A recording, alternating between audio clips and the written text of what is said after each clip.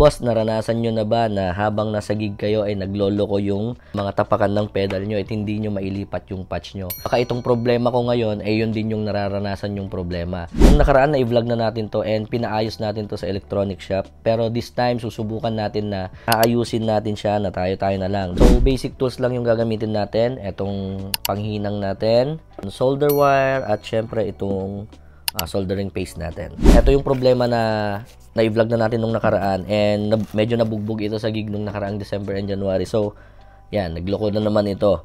So, aayusin na natin and papalitan na natin siya ng mas magandang klase ng tack switch.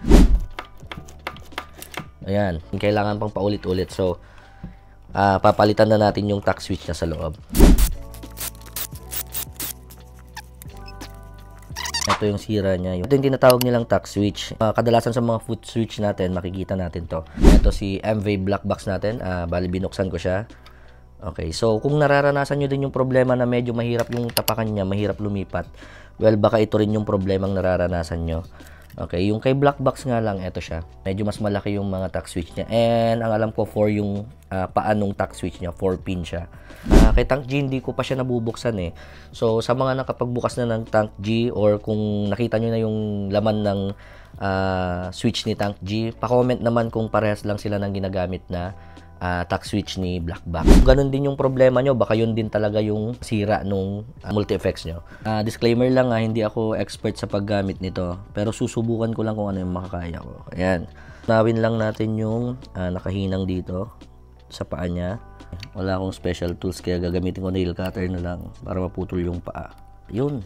Yung maliit na yan, yung salarin kung bakit hindi natin mailipat yung patch natin kasi naglolo ko siya. Papalitan na lang natin siya ng medyo mas magandang klase. And syempre, medyo mas mahal ng konti. Ayan. Madami yan sa mga online online shop natin. So, lalagay lang natin siya doon. So, sa mga expert sa mga ganito, pa-comment na lang kung medyo mali yung ginagawa natin or may mali man sa ginagawa natin para mas lalo pa po tayong matuto. So, lalagyan ko na muna siya ng tape para hindi siya gumalaw. Para nakasagad talaga siya. Saka natin siya ihihinang dito. Okay, sana maging successful tong unang natin, subok natin. Soldering paste para hindi dumikit yung solder wire natin.